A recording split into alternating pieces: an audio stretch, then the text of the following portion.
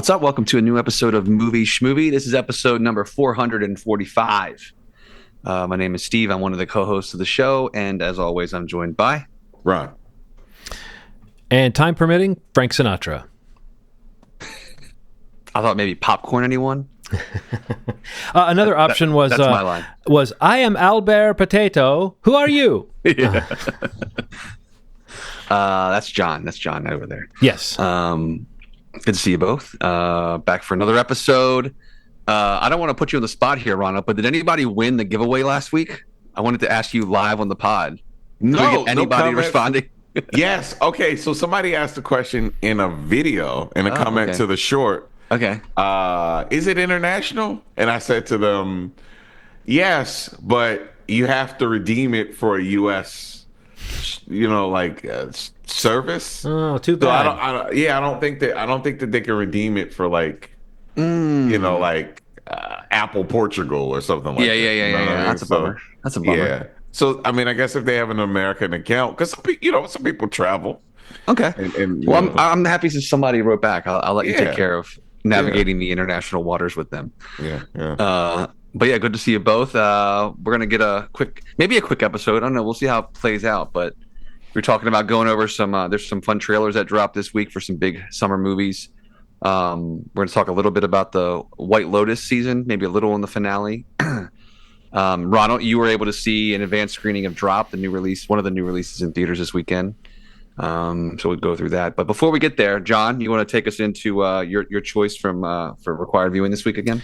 Yes, required viewing this week was conceived as a little bit of a tribute to Val Kilmer, who passed away very recently. But also it was another one of those cases for me where I realized here's a movie that I've seen lots of pieces of and I have opinions of, right? In a way, but I had not really sat down and just watched the whole movie. I think I've watched it on commercial television at some point. Like I said last week, I think Comedy Central or some cable channel must have run it a lot, because I do remember seeing lots of parts of this movie. And it also may have just been when Comedy Central used to run.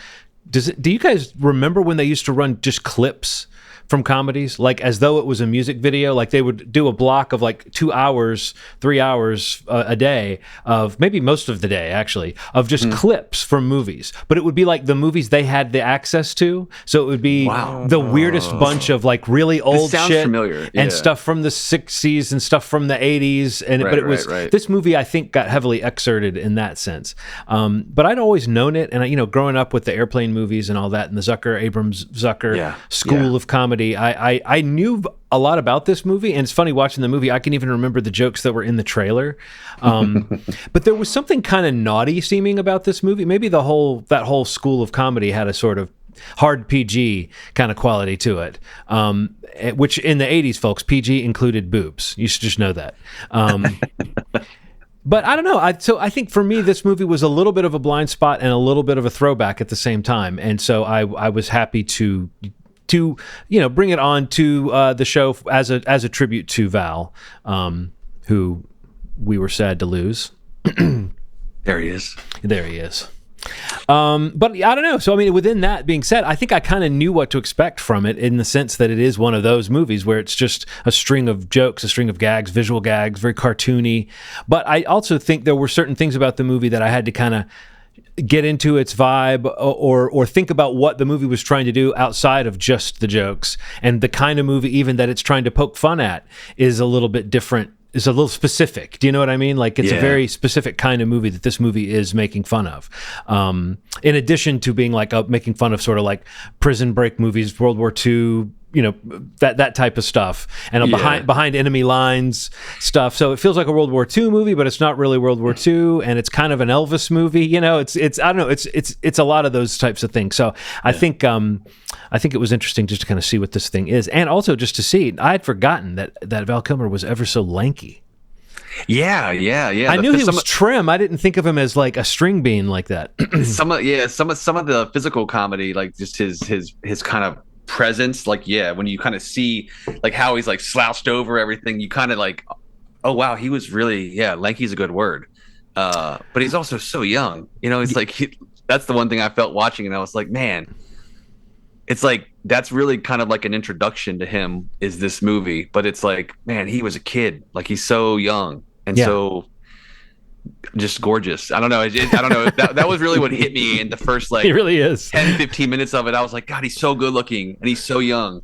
It really is what makes me think like anytime I see like Thelma and Louise and see Brad Pitt, it's like it's that feeling I see. Yeah. And that's I kind of feel it when I saw this. I was like, that is just it right there on the screen. Like he's got it and it's like all over it. And like, Chris is like a great character. He's funny. He's got some heart. His comic timing is great in the movie. You mean Nick? Oh, Nick, sorry. Yeah. And I'm just thinking like, this is like an introduction to someone that maybe didn't do as much comedy later on. There's definitely comedy that he's been in. We've talked about like Kiss Kiss Bang Bang on this pod a lot, but like you can MacGruber, definitely feel you gotta like say that one. yeah, in some of his even in roles that weren't purely comedy films, he's got that kind of comic timing, and it's just like it's just all over this movie. It was really fun to rewatch it. Ronald, I want to hear what you have to say, but I want to just mention something, Steve, you just made me think of, because we were talking about this physicality of Val Kilmer, the kind of cartoony physicality. It's interesting to me to think of what I think of as one of the most original, unique performances of all time. It was a couple of years after this. And it's kind of in this vein. It's Nicolas Cage in Raising Arizona, who is another cartoon character brought to life sort of physical vibe. It's interesting to think that those guys were both the sort of hot young leading man around this time, who was being taken seriously as an actor, but was also very much open to doing, extremely silly stuff, but also you get a sense that they're getting into like the scene in the prison cell when Val Kilmer's like sliding, he climbs up a chute and he slides down a chute into the room. His physicality, he's like really doing a sort of a loose-limbed kind of cartoon physical comedy style, like a physical comedian or a silent film comedian almost. So there's obviously a nod to, these young actors around this time were not immune to the idea of doing something kind of classic, even if they were also doing something that was kind of iconoclastic, at the same time. What do you think, Ronald? Honestly, we talked a little bit around this time about like you were aware of this type of movie, but you said you had not seen this one. So do you now see it as distinct from Hot Shots Part 2 in your mind? So much more distinct. I'm not gonna lie to you, I didn't really like this movie, but he was funny. The stuff that he was doing was so funny. Like, you're right. Like, he's a beautiful man. So when this guy Nigel comes and he's supposed to be like the opposition, and he's supposed to be kind of intimidated by him, I'm like, I don't buy this at all. Val is such a presence. You know what I mean? Like, right. He's not going to lose this beautiful woman. You know what I mean? Not to this guy. No, Ronald, this movie is so of its time. I felt a little bit of what you're talking about, the sort of like, oh, I see what this is. Was kind of how I felt a lot when I was watching it at different points. It kept winning me over with some joke that would get me in and I would laugh. But like, as far as the overall feel of it, I was kind of going, oh, this isn't quite that. Sometimes you watch one of those overlooked movies and you're looking for like a gem, an absolute gem. And this didn't have the luster of an absolute gem. But it was, I still enjoyed things throughout it. Me too. But anyway. There were some gags that just were hilarious. Like, I don't know why the thing where they were escaping and he like kind of rushed the bikes to run away. Like they were shoes animals. The bikes off like their horses. Like their horses. Right. I thought that stuff like that just that's something that if I saw as a kid, I would not forget it. You know what I mean? Like, it's crazy that I hadn't seen this, because this was definitely like, if I knew it existed, I would have gotten it from Errol's video. Like, I would have, I would have been like, this is my movie. Like, I would have for sure watched it. And I think it being kind of a relic in that way would have, it would have hit me. It would have been one of the movies that I would have liked. Especially, I was a big Naked Gun fan, so this is right up my alley. Yeah, I think it would have made me look into like history a little more. Like this hits like just location based. I would have wanted to know, kind of about the locations in history, and the Nazi stuff was crazy. Like, this is like the Nazi clock in the diner. It's like stuff like that. So it was nuts. It was a nuts movie. And, it has so many gags that you have to watch movies like that sometimes 2-3 times before you even see a fourth of some of the stuff that's in it. You know, it's like so jam packed full of little jokes and microaggressions and weird things that happen. So much has happened in the foreground and the background. But I did like some of the jokes, man. I'm not gonna lie to you.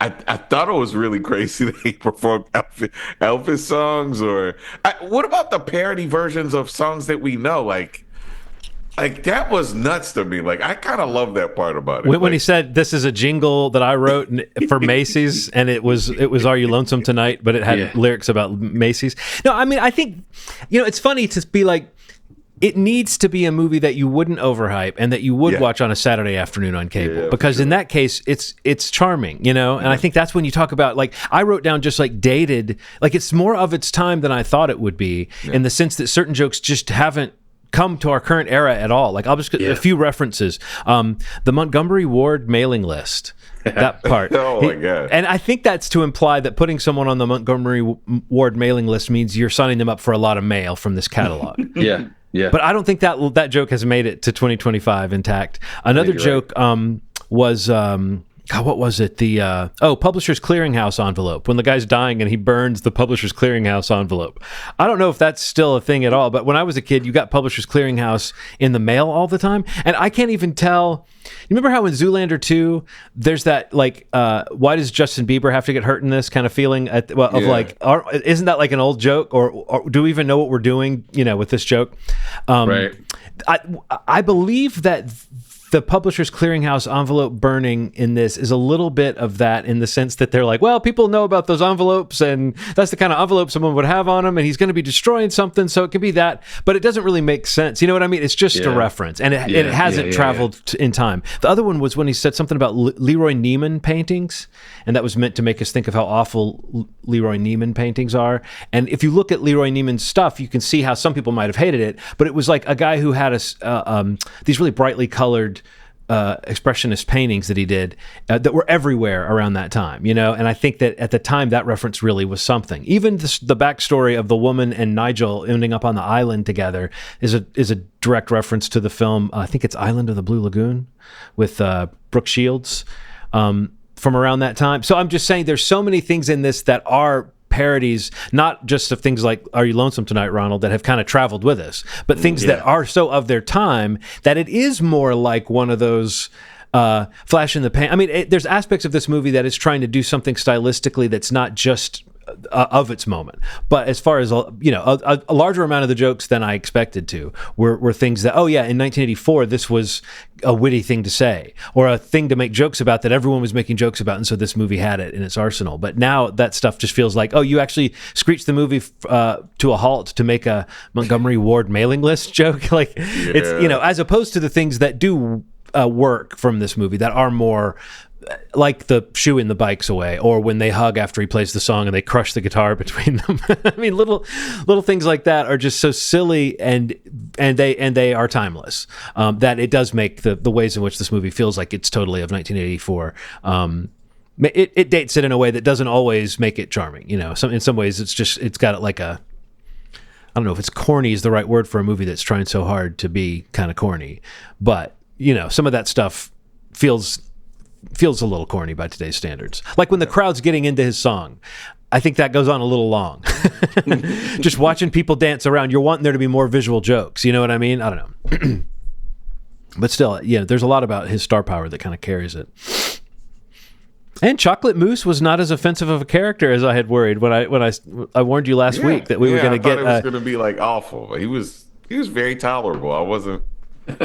Well, I wasn't offended. Also, the name was one of many. All the French guys had names like Latrine and Deja Vu and stuff. So when they got to him, the chocolate thing's a little cheap, but his character was like a cool character that got to do a lot. I don't know. It was nowhere near what I thought it was going to be, which was going to be. I was really getting myself ready, Ronald, I have to say. Yeah. I was bracing myself when he came on the screen. I was like, oh, racism is afoot. Well, when she said that she taught Black history too, I was like, oh, what kind of joke are they about to make? But they didn't. I mean, I think the joke was just in Germany at that time that you would be teaching Black history to a place where there's no Black people. I mean, I think that was the joke they were making, but I thought they were getting us ready for something worse, But But and even when Omar Sharif's cigar blew up in his face, they did a face that got blown up that wasn't, it wasn't the blackface version of that they used to do. That's so terrible. It was, they in fact went out of their way to make it not look that way.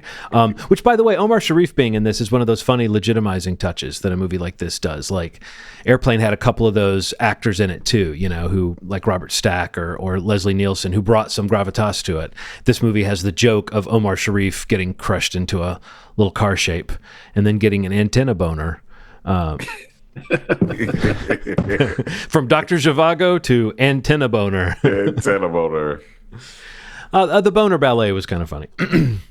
Yeah, for sure. But so what is your favorite spoof, Ronald? Like what's the top of the pack if we're gonna, or top of the pile? Leader of the pack. Probably Leader of the pile. Naked Gun 33 and a third and Scary Movie are probably mine. Okay. And Airplane. Like I feel like Airplane's up there too. Does that count? I think Airplane is counts? Yeah. So Airplane too. Yeah. See, I feel like Airplane as well. I'm sorry, Airplane as well. Right, Airplane 2's got some good jokes in it, but and Naked Gun. Maybe I'm wrong to think that movie and the Airplane, at least the first one. Maybe I'm wrong to think that they're a little bit more paced, better for the jokes, or maybe I'm just remembering. Maybe if I watch them now, they would feel kind of dated too. But I feel like I've seen those enough to know what's in there. But I feel like those movies are a little bit more tightly crafted than this one. Like it makes sense. This is kind of the sleeper. I didn't even look to see. Was it a huge flop or something? I don't know. Do you know, Steve? I don't think it was it definitely wasn't like a hit. I don't know how much of a flop it was though. And his name was Chris. I looked it up. It wasn't Nick. Oh, Nick. It's not Nick Rivers? No, I thought it was Chris Knight, but you said, I don't know what Nick River is. That another character is? Wait, are you not talking about Val Kilmer in this movie?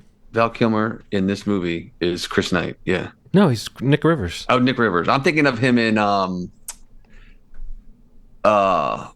what's the other one?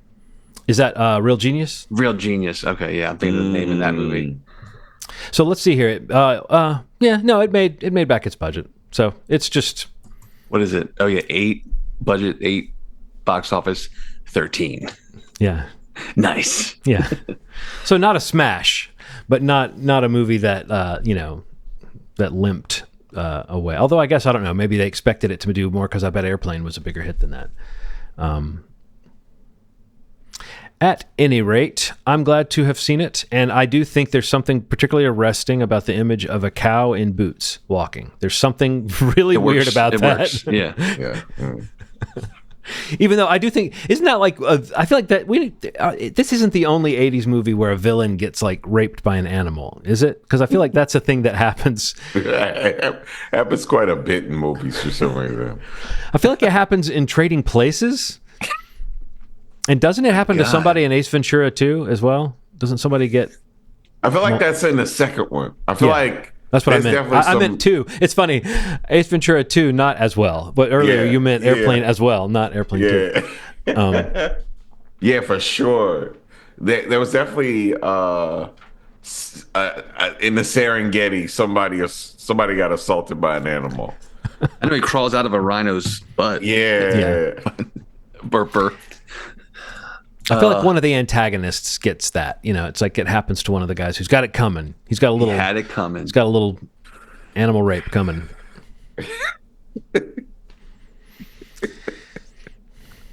But Nigel seemed to kind of like it. Or he liked it when the baby cow was sucking on him. Very raunchy movie. Those are some pretty bad. Like what was this rated? Now I'm wondering. Oh, PG? Yeah, full on PG. So it had a calf sucking a guy off and a guy getting fucked by a bull. Yeah, man.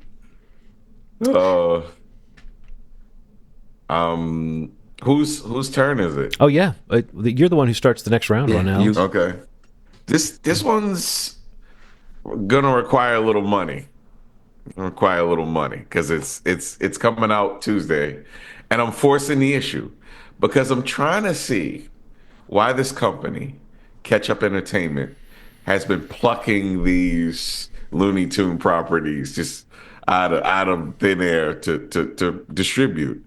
And the movie that I'm choosing is The Day the Earth Blew Up. Oh, yes. Yeah, I'm so interested in seeing it, and I'm wondering. I've seen why. it, and I'm going to hold my thoughts till Okay. next time. Yes, Cool. And I'm wondering why Ketchup has been, they distributed this movie, and they're distributing the Acme trial movie that's supposed to be incredible, and this one seems to be well received and on Rotten Tomatoes, and from what I've heard, it's pretty good. But I want to watch something animated. I know that it's available on PVide this coming Tuesday. So cool. That's great. Yeah, I'm looking forward to that one.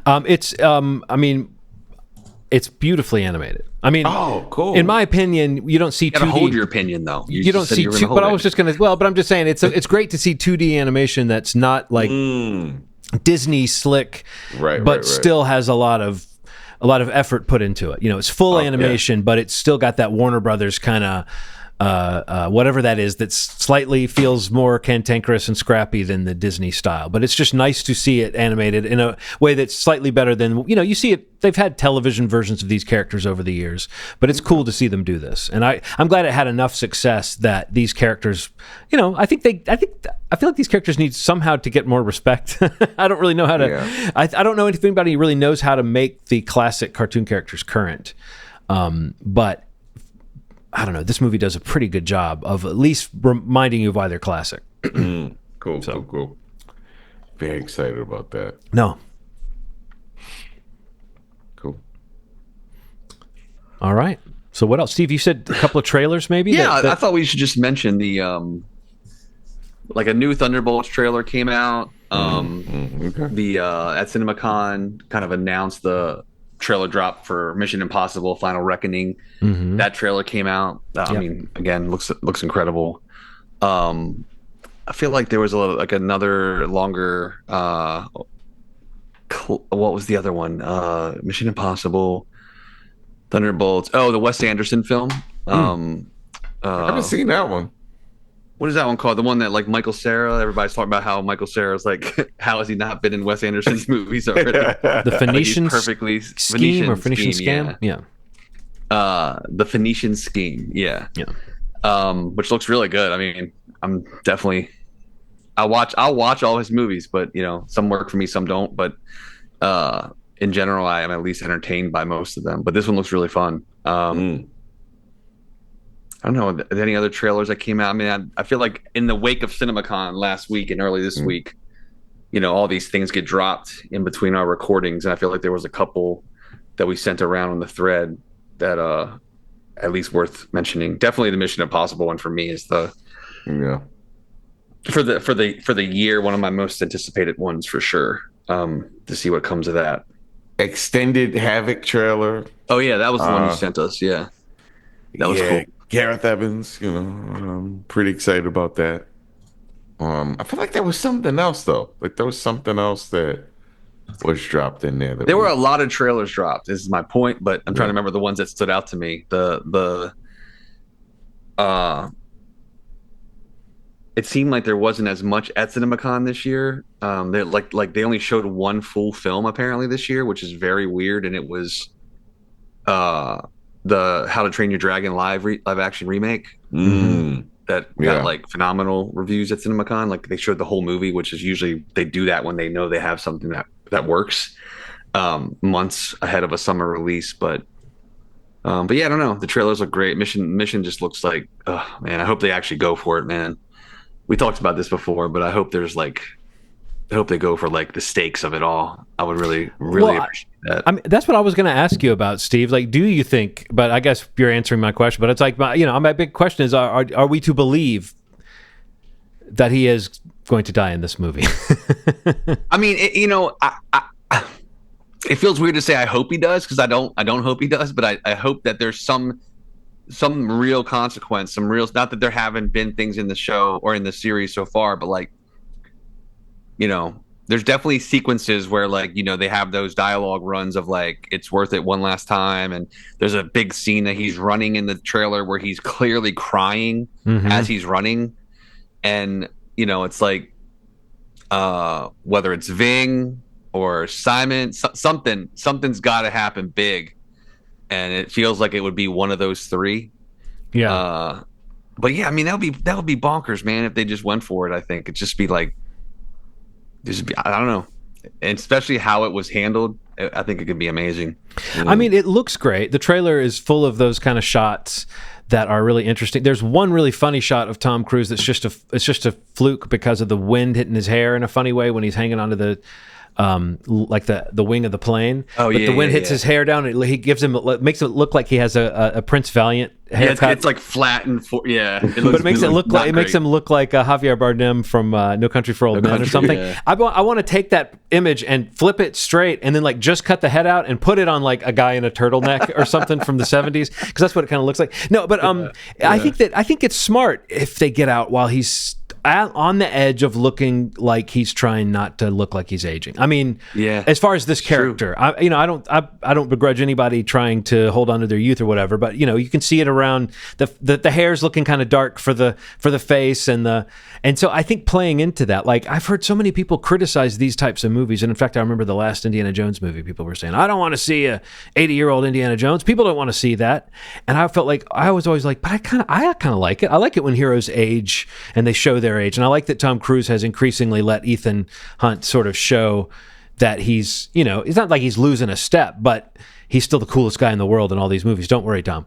But like there is that moment of, okay, can you show someone get the drop on him, and can you show him maybe, I mean, not to rip off the James Bond way of doing it, but can you give us that sense of like, this is the time where winning means not getting out alive, That's totally what I'm looking for, really, to be honest with you. And that's just a cool story to tell if they do it right, especially with the epic scope these movies have done, because so often the story has been, and then they get away, and to be like, oh, they don't, like that doesn't.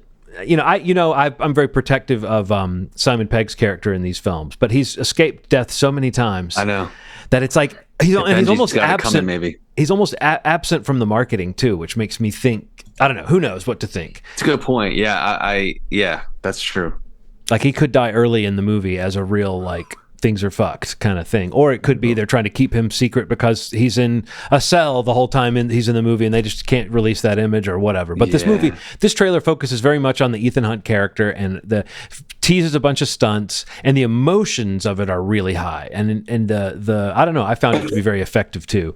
I think the score, particularly in the trailers for Mission Impossible, the score in the movies is great, but particularly in the trailers, the way they use the score, it always kills me. It always gets me so pumped and feels like, oh, this is like truly like, it's got this epic sweep to it, like a James Bond movie used to feel like, where it's like, they're going to go all around the world, and you're gonna feel the danger, and you're gonna feel the excitement, and I'm a sucker for these movies, and I kind of don't want them to quit, but I also think you got to at some point, so why not? Especially if you're putting the words final and dead and shit like that in the names of the movies. But also the Phoenician scheme, Ronald, I feel like if you saw the trailer, you would do several backflips in your chair. It looks so, I mean, if you like Wes Anderson's like creative control and his imagery, this trailer has like some of his most interesting and wacky looking images, and the characters and the actors. Yeah, I mean, it really is like, it reminds me, it makes me feel like Grand Budapest Hotel vibes, as far as the sort of way that it feels like it might be a little bit more of an action adventure, on top of being one of his types of things. But yeah, Michael Cera does seem like he was made to be. Made to be involved. Who else should have been already in a Wes Anderson movie but hasn't? I guess it'd be hard to remember because he's had so many people in his movies, but I love that Tom Hanks is now in the fold, and Bryan Cranston. Timothy Chalamet's been in one, right? He feels like very. He almost feels too much. I think he has. I feel like you're right. Too. I think I'm confusing Wonka with him being newspaper in a one, right? I feel like he was. I bet he was. I bet he was in the newspaper one. Yeah. Let's just pretend he was. He played Bill Murray's character. He was in the French Dispatch. Yeah. That's too. Yeah, that's got to be. That's the lead of it. Yeah. Yeah. Was he the lead? Yeah. He should really be in a movie. He should really be in a Wes Anderson movie. You know, the one thing about Timothy Chalamet is I want to see him do some stuff. I'm tired of that guy sitting on the bench, sitting it out. Pick up the pace, Timothy. Yeah. But also Benicio del Toro, Ronald, just like he looks like he's eating up this Wes Anderson movie. I just feel like it's so. He's so funny. Oh, that was the one. That was the other trailer for the PTA film. He's in that, and he's like kills in that trailer. Yes, that rug. Yeah, and how it closes and the rug flaps down is like that is fucking great. So when you're talking about One Battle After Another, the new PTA movie, that looks incredible. Yeah, totally. Man, As someone who loves his movies but sat Licorice Pizza out, this movie looks like I can't miss it. You know, so it's like, and I'm not saying I won't watch it. I just didn't feel the need to, and I never did. Yeah. And now I realize that it's not, it's not like I'm cooling on him at all. This is like, this feels different, right? This feels a little bit. Yeah.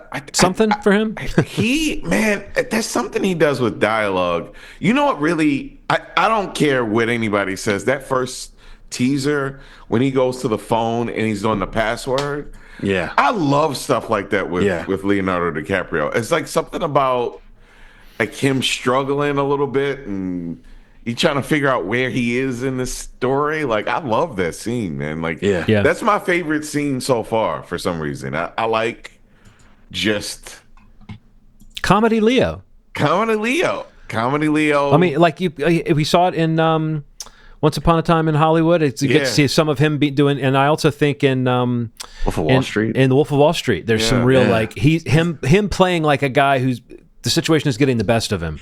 You know, and he's kind of rattled. Man, it's like that one shot of he steals the glasses, he comes out of the store, and then he goes to the phone. But there's something about how erratic it feels, and then the phone call that he has with the password. I mean, it's just like, I'm ready. I'm ready to see it. I love Tiana Taylor. Benicio del Toro looks really good in it, and they're together, right? Viva la revolution. Yeah. And he doesn't even say it like really loud. He just says, Viva la revolution. He like says it quietly. Covers up into the rug. That's just, oh man, so good. Yeah, but Leonardo DiCaprio and Tiana Taylor's character are together in the movie. I think so. Like yeah. It looks like it. Okay. Yeah. I'm really excited about seeing how this plays out. Oh. Yeah, that's all I had. I want to hear about Drop though, Ronald. Yeah, tell us about Drop. I want to know about Drop. Yeah. Drop a little drop on us. Man, Drop is Blumhouse's little drop of perfection. This is fun, man. This is a fun little quick movie that it's two locations, but it takes place in primarily a skyscraper restaurant. It's like the 10th floor of a building. Person goes on a date with a guy that she had been communicating with online. She goes on this subsequent date and she starts getting these airdrop memes.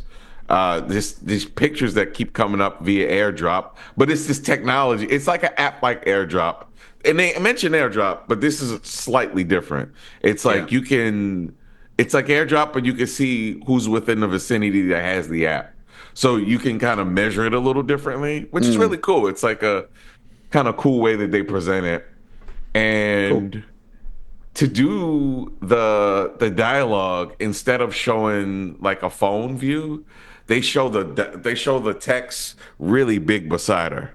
So it's like this real stylized sort of action-packed thing. So, you see her panic, you can see the text right beside her in this big, crazy font that's kind of sideways, kind of 3D looking. And in the this is in the trailer. I'm not giving anything away. She's told via text that she has to kill her date. No context on why, but the person airdropping this information tells her that she has to do it or her family will be killed in this via this camera system that she has, and they explain why she has a camera system in her house the way that she does. But it's quick, it's fun, It is, some of the logic of it is bonkers. Well, I was going to ask, Ronald, is this type of movie that has like a hook to it, right? Like this is a very high concept kind of hook. Like the question is, do they make you buy it? And oftentimes these movies, there's that moment where it pushes beyond your ability to sit in the concept, and you're like, okay, now I don't believe it anymore, or now they went too far, or now it's gotten heightened to the point where I'm no longer hung on the tension. Like I didn't see the movie. Was it Flight Plan? What was the movie with Jason Bateman? And I like that one too. But that was one that I heard people say that it kind of spun out. That it's like it goes from being like really tense to being like heightened in this way, where it's like I can like it's that. a little bit like the concept bends reality around it so that you can still stick to the concept. But it's a similar thing, right, where like a villain is making somebody do stuff with nefarious things. So like, did you buy it? Did you find yourself getting all the way to the end and feel like you were still in the moment of the tension? I did. I mean, really, on a real basic level, it's a whodunit. So it's like wondering who it is. It could be anybody that's behind this. Okay, that's interesting. And I mean, it's a proximity thing, because like, what they figure out about this app is it can only work within a certain proximity. It's Bluetooth based. So it's only 50 feet of wherever you are. So it's a crowded Friday night, and it's a room full of people. So it has to be a person in this room. So that makes it really cool.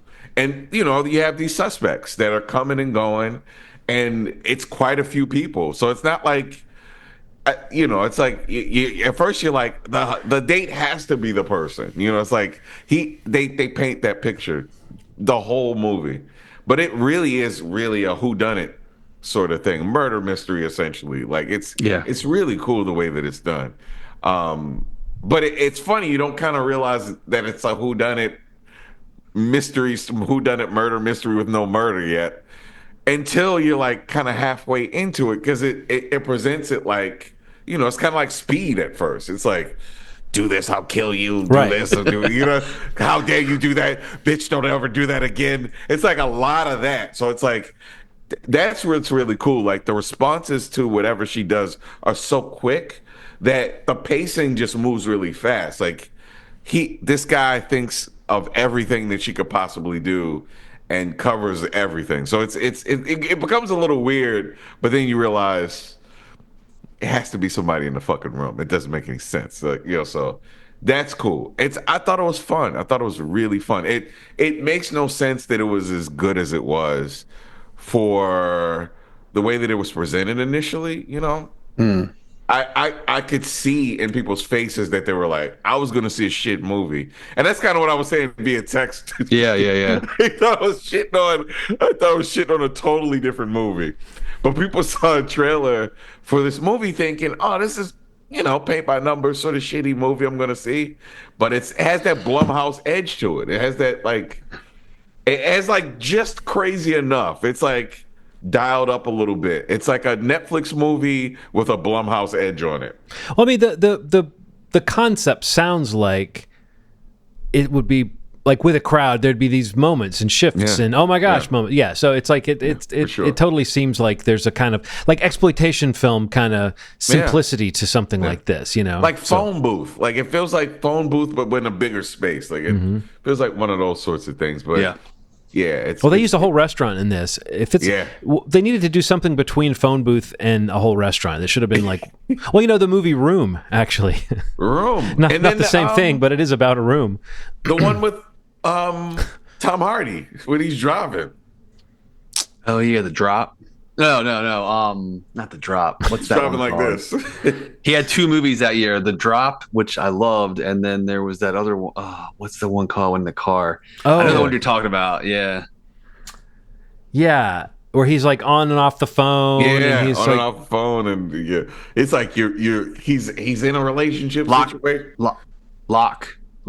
Okay. Lock. Yeah. Gotcha. I like those movies in one space. Yeah. Well, I mean, it's always interesting how they make it work, and if they make it work, and if they stick to their own concept. You know what I mean? Like, that's kind of why I'm asking about that. It's like, how well do they create their own rules and then stick to it? I was going to try to come to that screening, but I couldn't make it. But one of the things I knew about the movie that is suiting this topic, I think, is that it's like 90 minutes, right? I mean, it's a brisk movie. It's tight. It's a tight 90 minutes. you really don't get much time to breathe because he is. I was sad to insulting miss this a woman so 90-minute much. movie. I'll tell you that Oh much. man, you. Can I tell you a story? How long that is it? 90 happened? minutes? It's about Only if 5 it's more minutes. than 90 minutes. 5 minutes. Leaving the movie theater, there are two well-dressed men who come in a very quiet car that sounds like an electric car. They're well-dressed. They're in silk shirts and khakis. And the guy says, "Wallahi, do you speak Arabic?" And I said, "No, I don't speak Arabic." He was like, "Hey, can you give me some money? Because I don't have any gas." So the digital dash on this car it's a luxury car. The numbers are big on the thing. He's like, "I have no gas. Can you give me some money? We could go over to the ATM. You give me some money. I can give you this chain. This chain is worth $10,000. I can take this chain off, give it to you, and then you can give me your number, and I promise I will double the money. I'll triple it. I'll give you $1,000." I was like, "What the fuck is going on right now?" Yeah, that's not right. It was so tense. And what was weird was when he was talking to me, he reached his hand out to pat me on my chest. That's how far he's driving. And I'm like looking from a distance, and I'm like, these guys these are really expensive outfits these guys have on. Silk shirts, and they look like mafia dudes. And I was like, are they gonna sell my body or something like that? I was about to say, were you in Anora? It felt like it felt like Were the Safdie brothers filming this? I'm trying to Yeah. think of what movie you were in. it felt crazy. You were man. either in Anora or you were either it was either the nice Uncut the nice Gems. or Uncut I'm Gems, sorry, right? Yeah, Uncle Jams. Uncut Jams. I was some Uncle Jams. It really felt very tense, and it happened right after I left the movie. So I'm like, this movie was great. Hey, do you speak Arabic? I'm like, what the fuck is? It was so tense, man. That's wild. And he's like, Yeah. I'll airdrop you this meme, and you're like, hold on a second. Hold on. Yeah, so it was a wild end to the night, but Well, I'm glad you liked the movie. Can't wait yeah. to see it. I like Chris Landon, the guy who directed it, a lot. I like Oh. a lot of what he's written and directed. I liked it, man. I liked He it did so like much. some of the Paranormal Activity movies. He did like Happy Death He Day, did Freaky, right? Freaky. He wrote Disturbia. Wow, this guy's a beast. Yeah, and he also I think was a writer on Hard Eyes that came out earlier this year. He wrote that. Okay. Hard Yeah. eyes, rude eyes. Surprise, motherfucker. Rude eyes, motherfucker. It's a hard eyes, motherfucker. I love those. You know what I'm talking about? Yes. It's like- I've watched that's one of those, when people comment, why is this clip 7 hours long? Because they just mean they keep watching it. Yeah. That's the way I am with that one. Especially when I see a new one, or for a while there would be a new one, Do you think that's where the name came from? It's like hard eyes, motherfucker. I Your bet dogs not, might say. but it might. I mean, who knows where it came? But I mean, like that definitely. When you started doing that, there's no question that anyone internet literate of a certain age knows what meme you're talking about. I remember trying to show that to Nikki and get her to laugh at it, and it did not She take. just didn't She just get was it. like, "What is this again?" And I was like, oh, "Okay." Hey, you need to watch Dexter. Yeah. Well, I didn't watch Dexter, but I just thought it was a funny Oh. meme. I mean, I got the joke of the meme without needing to see the show. Yeah. But well, cool. Well, I guess now it's time for us to take a quick little trip to Thailand before we end the episode and talk a little bit about White Lotus season 3. We'll talk a little bit about just the shape of the show at first, and then Ronald, you said you don't want to hear any spoilers, so maybe pop out for just a minute, just for Steve and I to talk for a few minutes about that. Okay. We don't need to go on too long, but Ronald, you did watch the first 2 episodes of the season. Have you watched the other 2 seasons of White Lotus? Have you been a White Lotus? No, viewer? that's the thing. Okay. I had a project because Aaron had kind of asked me based on a guess of who was going to die, who was going to live. She's like, "Have you watched the previous?" It's like, no. She's like, "You should probably go back and watch it because I don't think you would have asked me this particular question had you watched it." Yeah. So yeah, I think I need to go back and watch it. I'm so pro this show. Like I like the feel of it. Even just watching its 2 episodes and watching like 1 or 2 episodes from the previous seasons. Yeah. But yeah, it's my kind of show to be. See, I could see you really liking it, but there are people who react very negatively to this show that will surprise me, that I think watch other shows that are of a similar kind of production value and quality. And I'm a little confused, but I hear a lot of people say, I don't want to watch a bunch of rich assholes feel like they have real problems or whatever. But I don't quite see the show as being that way. I think anything that's like that, I think Mike White is very much, that's what he's interested in, is the sort of criticism of people. And since you haven't seen a full season, Ronald, you won't know this, but a lot of times on the show that like the theme is like watching someone who you think might be one of the more sympathetic characters turn out to be one of the less sympathetic characters, and watching one of the characters who you think might be the worst turn out to have a little more humanity, and or if not have more humanity, just that character who you think is really going to do something that means something to them will like, oh, they'll have, for some superficial reason, they'll change their course, and somebody else that you thought had no substance will do something that shows a little soul. So I think Mike White is really interested in that idea of maybe these characters are maybe you hate them, but I think what you're mentioning is with the actors that they cast, it's kind of hard to hate them. Like you're interested in what Walton Goggins is doing. You're interested in what Jason Isaacs and Parker Posey are doing. So I don't know. I think it's an interesting format for a show, and I do sort of think this might be the hype moment for it this season. I feel like Severance and White Lotus this season, the second season for Severance and third for White Lotus, they happen to hit like a peak of social media awareness and memes and people sharing about them and stuff. Sure. I wonder if it will always be that way, but it seems like in a couple of years you can expect another season of White Lotus. So it is a good format, Ronald. It's almost like an anthology show without being an anthology show, But I could see you really enjoying it. But I don't know.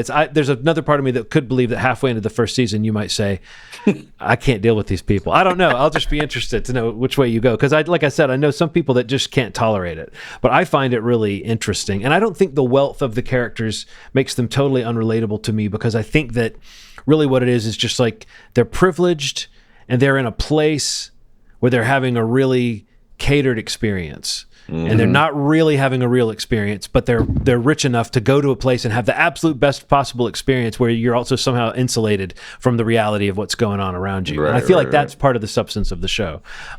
Steve, what about you? You've watched it all along, right? I mean, no, I'm a fan of the show for sure. I think I like that idea of that insulation. I feel like especially the first season and this season more than the second. I mean, the idea of how insulated everything was, because the second season went a little more outside of like the resort. Yeah. And, you get to see a little bit more of the locale, a little bit in this season as well.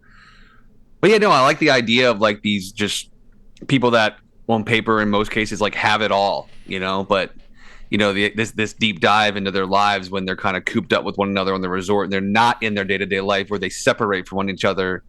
Constantly they go to their jobs and they go to their spas and they go to their things that they do in their day-to-day life that gives them the space to probably not get tired of one another or not to be annoyed by how annoying they are. Right. I like the idea of them being in this like pristine environment and slowly unraveling, that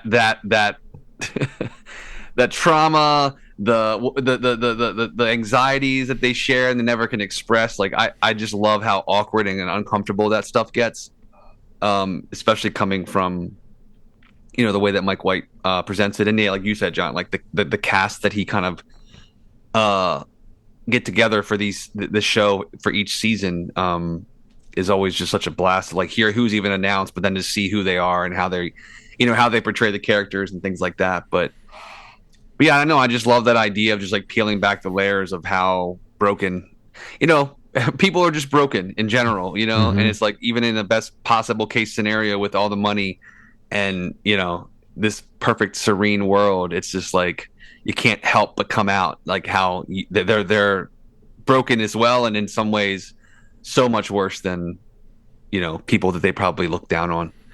Right. And I think that like, to that point, like the way Jason Isaacs starts off season 3, and he's like his family arrives at this property that he's rented for them, and he's the man. Everybody talks about him being this guy who like used to be an altar boy or whatever, or a choir boy, and now he's like a a super successful businessman, super rich, and like he's got this attitude of like, look what I've provided for my family, Yeah. And then in just a few episodes, he's in the same spot looking out at the same property, and the tone and feel of this character is totally different, Yeah. And that's something you maybe only get when you're in that separate reality of a vacation. You only have that like true. I don't know if I think that there've been several vacations where some emotional shit that I was going through came out because I was separate from my life, and I was able to relax. And suddenly, Nick and I are talking about this heavy stuff, and it's like, oh, because I am not thinking about like, oh yeah, we need to fix that shutter, and we need to, like you're not in your environment. So I do think there's something about like, I don't know, it's an interesting format, and I do think it lends itself to that idea of people kind of getting outside of themselves and getting to know themselves. And then you have super funny things like Parker Posey, the talk about memes. She's the meme queen this season. Yeah. Piper, no. No. I love when she says, later, you haven't gotten here, Ronald, yet, but when she says, he better be the best Buddhist in all of China. It's Thailand, Mom. Yeah, right. But the whole way that those broad characters and sort of grounded characters and the cast, it's like I look forward to, even though we just finished a season, I look forward to hearing those little whispers and announcements about who might be doing it in the next seasons. They might be going cold weather, supposedly, and Mike White has expressed that he might want to base it around a film festival.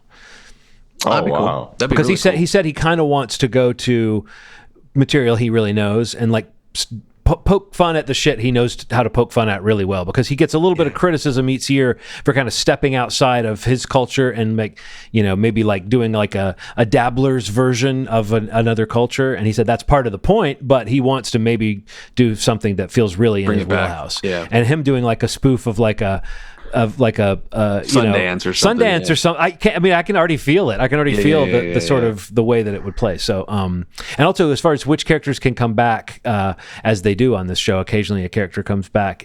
You could picture several of these characters going to a ski resort or something, or maybe even being like a film producer or something. I mean, you can picture, some of these wealthy characters having really, really the same kind of crisis of conscience you're talking about, Steve, but just at a film festival. Oh, for sure, man. Yeah, I could see Michelle Monaghan's character maybe takes her film to the Sundance. Yeah. And pops back up. Totally. But yeah, no, I mean, this is, I don't want to, I don't know, in general, though, I don't really want to spoil a whole lot for anybody listening, because it just aired, and I don't want to, like, if anybody's behind, because I know how far I fall behind on some of these shows. But in general, I just feel like it's another great season of a great show. I don't know where it falls for me among the, I don't know that I've thought about ranking them, but I thought, like, Aaron and I were talking a lot about it. Like, we went to dinner Monday night after watching it. We were like processing this season felt a little different too. Like the takeaways of some of the dynamics of the characters, of the, basically the idea of these sets of characters that you arrive on this island at this resort with, the family, the group of friends, and, Walton Goggins and his girlfriend, and literally the baggage that they bring to the island, and like what they leave with. It's really cool, like, to think about and talk about, and like the parallels between some of the characters.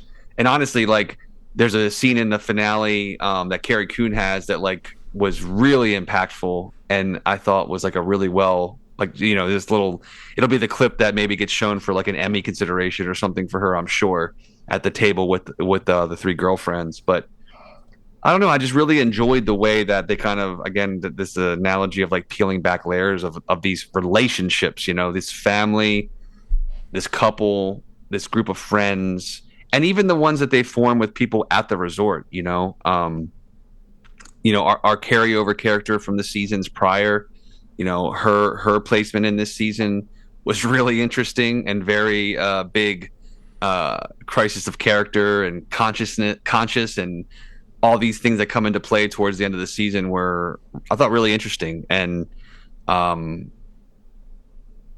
just can't wait to watch another season of it. I know, it's just like, it's a very entertaining show, and I think it's so creative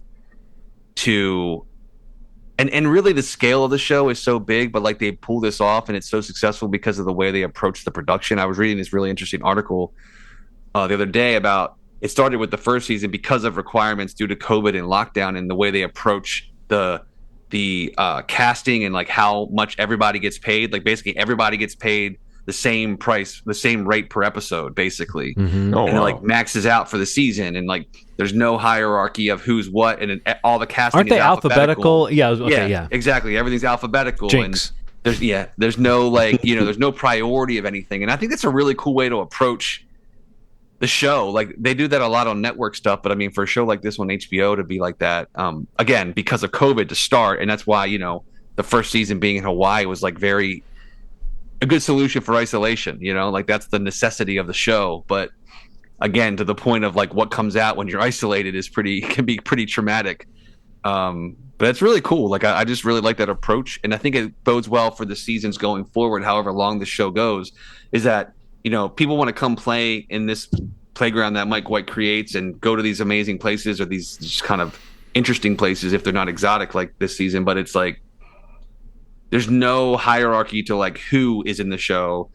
It's more about like who are they playing and what does that character bring to that season's story, because you have people playing these roles that are just as impactful in a season as the person that you traditionally would think would be like the top billing person of the season, but they're just as important in the story as, somebody that you might be seeing for the first time, like the youngest brother in the family, like, he's only been in a couple things and like, he's pretty impactful this season. And it's like, he's kind of like definitely like a takeaway performance from the season for me is like, wow, the kid was really great.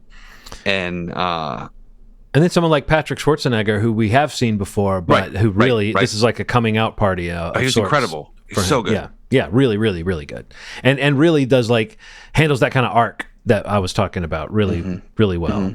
Well, if we're not going to do like a little spoiler section, I guess I'll try to be as unspoilery as possible and just say that like, I do think that at the end of the season, I was frustrated by certain storylines, and I'm still kind of wrestling with whether I'm frustrated by what the characters did in the world, or if I'm frustrated by the way the storyline was written and handled on the show. There's just like a couple that I feel like maybe like there's like a scene I think maybe I needed to see that wasn't there to for a shift in one storyline, and then there's another storyline where I will say this. I guess this actually doesn't reveal anything. I will say that around the character that dies, that storyline to me felt like it was full of so many like half-baked ideas and like so much that I'm willing to say, a character that I was really interested to see on this show turned out to be kind of a dumbass in a way, and in a way that I can't tell if it's lazy writing or if it's the point. You know what I mean? Yeah. And I think there was maybe another storyline or so that had that sort of feeling for me of like, when you get a storyline, a show like this, where there's this many groups of characters and they all have their own little resolution, you can debate whether the show really landed the story that they were trying to do with those characters. And I think Mike White is smart, and I think he's funny, and I think that maybe when you structure an 8-episode season around the idea of the last episode kind of having all the juice in it, certain storylines are going to suffer for that, and certain storylines are going to work. You know what I mean? And I think that like we can debate that every time a show comes out that does this. That's like, are you just biding your time? I totally agree. Getting to the end of the season? Some of the storylines almost seemed like they were on a different timetable than others, and it felt a little stretched out, or repetitive or redundant or something by the time it got to the end. But I was still so swept away by the execution, and the music is great, the acting is great, the cinematography is really interesting. So I was like, oh, okay. I don't know. This is like something where I actually do wrestle with it. I'm thinking like, okay, how much was Mike White wanting to show me the story of a disappointing character, or how much did he just sort of slightly disappointingly tell the story? It's so funny you say that, because I mean, when I mentioned like us talking about this when we went to dinner the other night, like that's literally the pieces that Aaron and I were kind of mulling over and going back and forth about. Because I think this season more than any other ones, I feel like there's that feeling leaving the finale for sure. It was really conscious of the mystery, like this season more than any other, maybe dealt with that whole feeling of like you're really wondering every step of the way who's it going to be. Yes. Whereas the first two seasons, it was maybe a little bit more stealthy the way that the death was integrated into the story. But I mean, in a way, that was fine. I felt like it was kind of fun to have a season where literally characters are saying things like, "Oh, I'll be fine. I'll live. Oh, you'll survive." You know, like there were so many lines that were about dying or who's going to die or whatever. That I feel like this was the season that did sort of lean into that, almost more of a not, it's not an action story, but it's a little bit more of like a crime story or something. I don't know, than the previous seasons have been. So I do want to say something, but I can't say it because I don't want to spoil it for Ronald. But all I'm going to say is seeing a character doing a somersault down a hallway was a peak moment for me this season. Yes, I won't say who or when or why, but there's a character that does that, and I said out loud when I watched it, I was like, only that character would do that. Yes, and I was like, I need more of that. But yes, you'll know it when you see it, Ronald. Okay. It's a moment of joy seeing that character. And I wonder, was it written in, or was that just? There's no way that was written in. There's absolutely no way. And when you see it and know who it is, you will, Ronald. You're gonna have to agree with me. Like, Okay. that's totally a moment thing. And even when it happens, there's a little hesitation when they like come out of it and get up on a chair. That is like. There is like somebody was good enough to not laugh at this, and they kept it. It's so good. What he's doing in that whole scene is so funny. When he asks him what he's doing, and he's like, "I'm showing him my techniques or whatever." It was just it's really funny. So, so good. Yeah, no, I enjoyed it. I hope you catch up on it, Ron. We can maybe talk once you finish it. Yeah. Okay. Yeah, for sure. There's only other thing I was going to mention. I haven't really watched much else. Aaron and I are kind of plowing through this new Netflix series called The Residents. Have you guys heard of it? Yes. Watched it? It's another all-star cast, right? Like insane, yeah. Like Uzo Aduba, Randall Park, Isaiah Whitlock Jr., Bronson Pinchot, who else? Ken Marino, Jason Lee, Al Franken. It's insane. It's a really so far it's been very enjoyable. It's a whodunit, a death at the White House during a state dinner, lockdown, and it's kind of being told through the trial or the hearing. The Senate hearing in the wake of it, but it's got like that whole like savant, like master detective kind of thing that Uza is the lead in it. She plays Cordelia Cupp, the detective of with a reputation that follows her. But Giancarlo Esposito is also in it. We're only like halfway through it, but we're definitely really enjoying that. That's on Netflix. Super entertaining. Has a lot of cool stylistic choices, like as you kind of diorama jump through the White House layout and kind of learn the landscape or the geography of what the White House looks like as a diorama. It's pretty cool to see visually. That's a cool idea. I think I saw that on the trailer. I didn't know that was it's kind of got some style to it for sure. And I love Randall Park, all the little scenes he has. He's one of the other detectives on the case. But yeah, it's called The Residents. It came out like a week or two ago, and I think it's only like 9 episodes. But I'm definitely into it, so that would be a recommendation so far to check out. Oh. Yeah, I don't know. There's a lot of stuff between now and next episode. We've got Black Mirror new season. We've got Last of Us starting next week or this weekend, right? Mm-hmm. Lots of TV to watch. Have you guys seen anything else you want to mention at the end of the show? I'm good. Okay, cool. Can't wait to talk about Looney Tunes next time. Yeah. Great pick, Ronald. Yeah, and we'll actually have seen Sinners, all three of us. Hopefully, that's we'll be true. able to go see it. Yeah. And we'll be able to review that. And season 1 of Teensus. Teensus. Teensus. That's not how you name it. You can't say Teensus. Oh my God, that show. Jesus. Oh my Jesus. God. Honestly, the way you're saying it, Ronald, it's like those veneers. They're part of his voice. Yeah. You gotta come out. Change us. Jesus. Give me the green light. Jesus. Changes. He's gold, man. And the way they're doing, the way they're with BJ, the fact that they're doing a monkey shines thing, fucking hilarious. There's a lot of like horror references. Oh yeah, it is. Yeah. Like quite a bit. Yeah, Jason Voorhees. You got Monkey Shines. Yeah. or Mother Voorhees.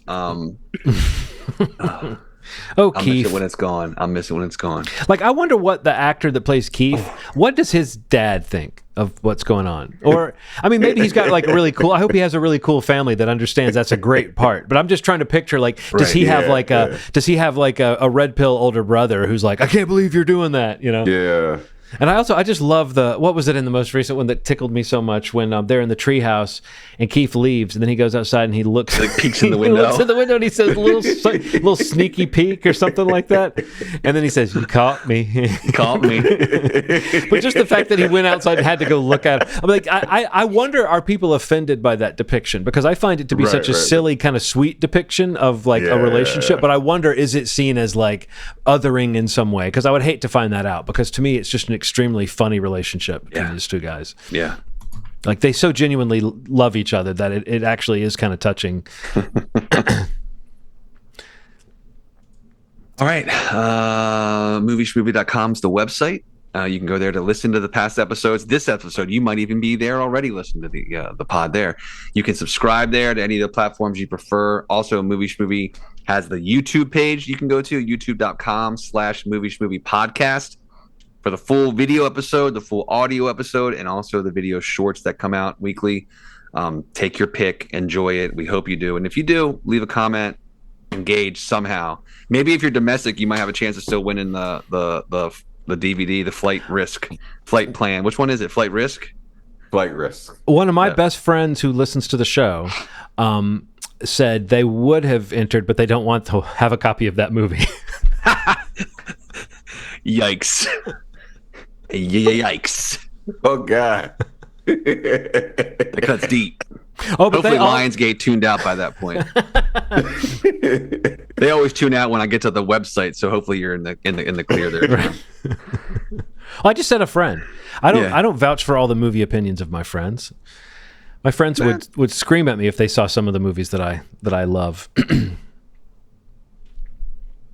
Sorry, Lionsgate. Well, I real quick, I did want to say, Ronald, you let me down a little bit, and I love you still, but when you started your review of Drop, I was a little disappointed that you did it was filmed. I thought for sure you were going to call it back and be like, so yeah, Drop. It was filmed. Yeah, right. And you didn't mention whether there were restaurant noises in it. Great sound design. Man. Restaurant noises. Just chewing and clanging. Silverware. Cling, cling. Oh, by the way, I did think the guy in Top Secret, when they were showing all the French, like, you know, the warriors or whatever, the soldiers, the guy who was like brandishing a ladle and had cutlery all in his vest. I thought that was pretty funny. He was loaded. All right, man. Well, great episode. Good seeing you both. Yes. To you listening. Thank you so much for listening. And as always, you made our day. Thanks.